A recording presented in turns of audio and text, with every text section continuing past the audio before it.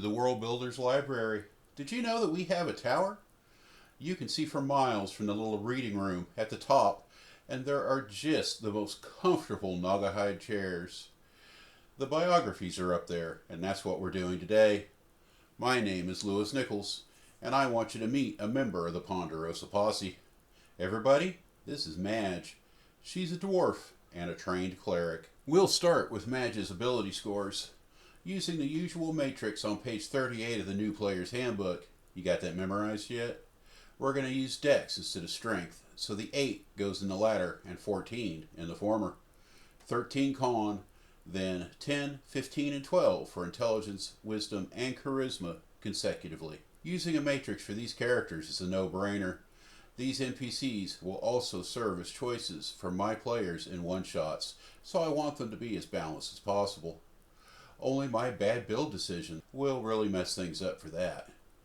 I use the Players Handbook because that's what people are used to. In my own games, I use an enhanced matrix. I believe that this method, enhanced or not, is just better than rolling. You never have to worry about bad luck or luck too good for anybody else to believe. It eliminates any possibility of cheating or just a mistake. Kind of a good fences make good neighbors sort of thing. It stabilizes a part of the game that can be highly suspect, and it's easy to audit. At any level, you can go back and root out a mistake or prove your integrity. As in all things, as a DM, you get to decide what works best for your table. I'm just a guy on the internet. Now, what does Madge get as a cleric? They are a wisdom-based class. They get a d8 hit dice, and they are proficient in wisdom and charisma saves. They can choose 2 skills out of history, insight, medicine, persuasion, or religion. You'll have other choices from your background at least, so it might be a good idea to pick when you know your full range of options. Clerics have proficiency in simple weapons, light and medium armor, and shields. Similar to all spellcasters, they have a spell attack bonus of their wisdom bonus plus proficiency bonus. Spoilers, Madge ends up with an 18 wisdom for +4. That means Madge is +7 at 5th level. This applies to spells that require a d20 roll to hit, as well as spell-like abilities.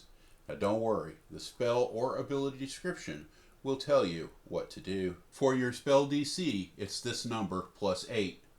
Madge lands at a 15. What this means is, when a save is required, like for a victim of a whole person or charm person, the target must roll a 15 or better on a d20, plus their appropriate ability score modifier and their own pro bonus if they are proficient in that save. Clerics start with 3 cantrips, and Madge now has a 4th. I got pretty heavy into spell DCs and attacks, so I'm not going to over-explain cantrips here.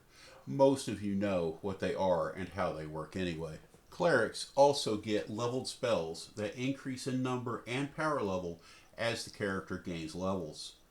Madge has a list of cleric spells to choose from. She gets to pick 9 per day. From those 9, she uses spell slots to actually cast them.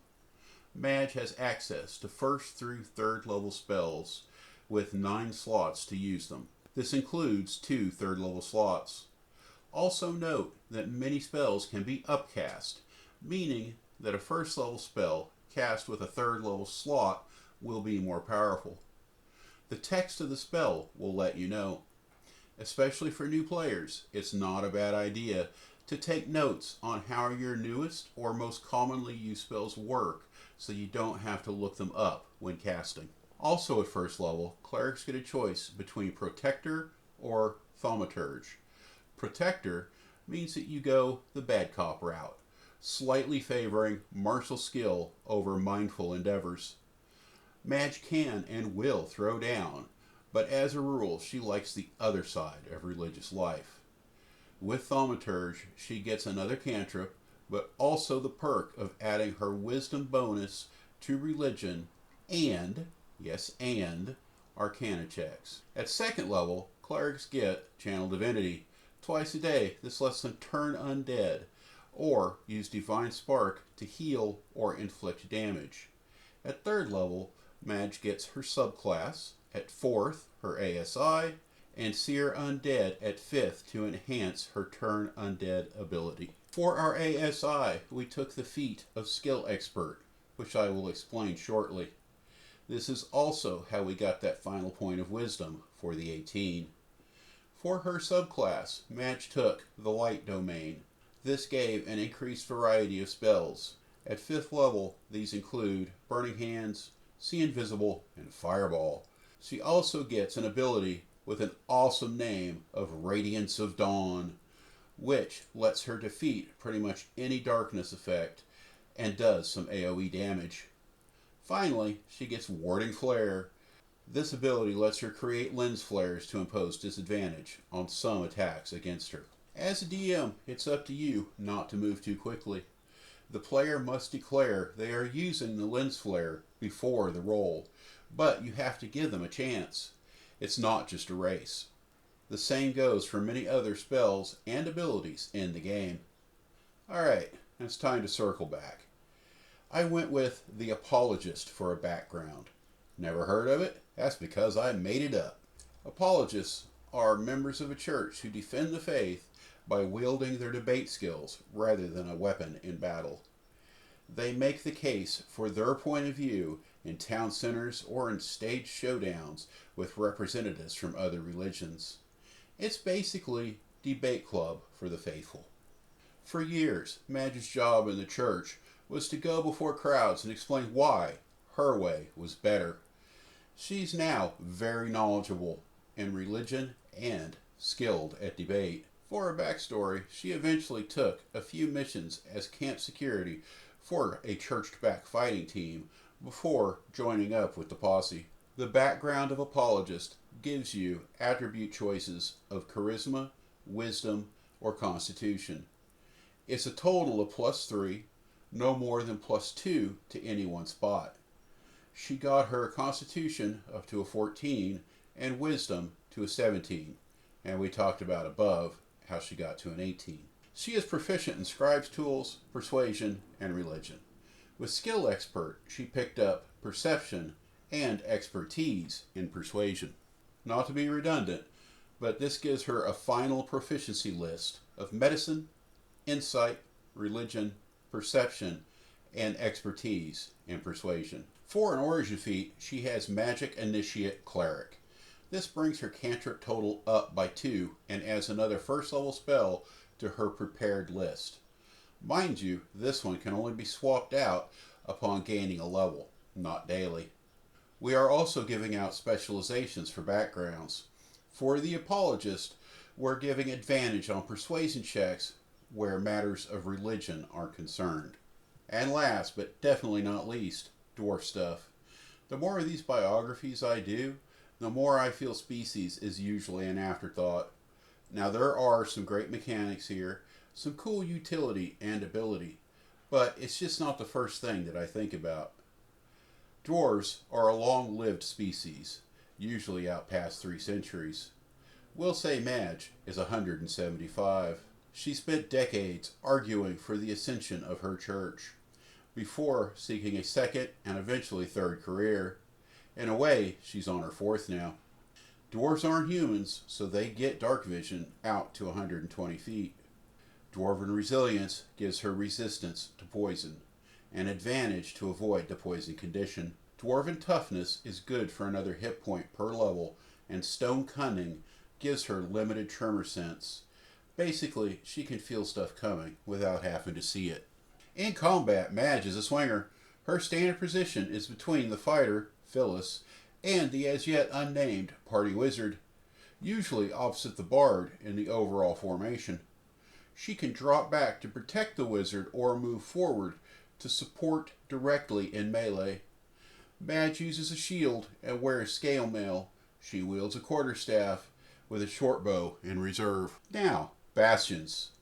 For those of you who don't know, this video is tied in with our development of a little mining town named Armitage. You don't have to watch it for this video to make sense, but our discussion of Madge's bastion choices are going to reference that material.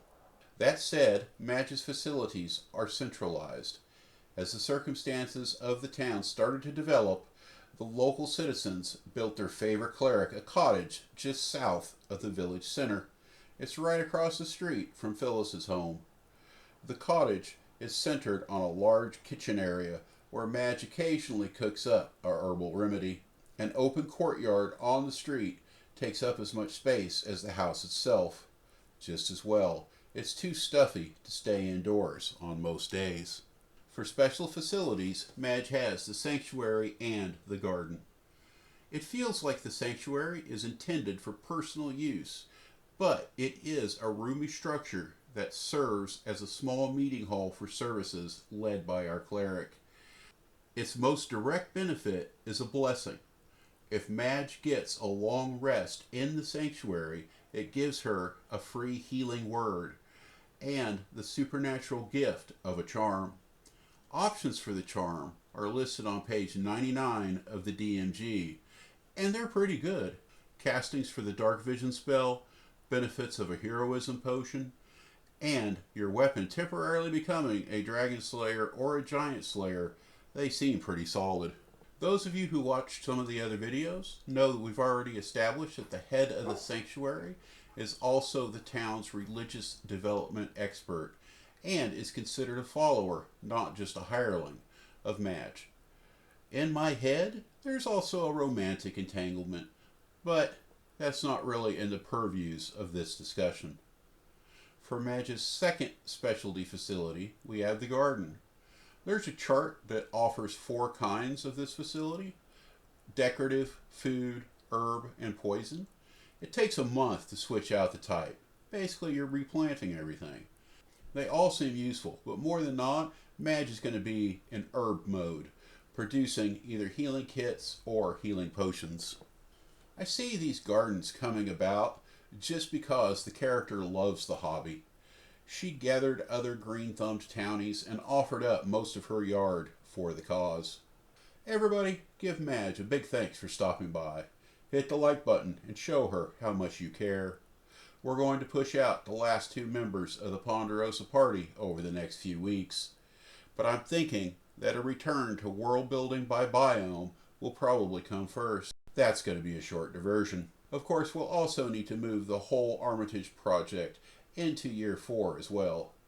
Lots to do, lots to do. As always, leave a comment. It doesn't take much to drive the direction of this channel. In the meantime, I hope you all have a great rest of the day. You all matter, and I'm glad you're in this world. Cheers.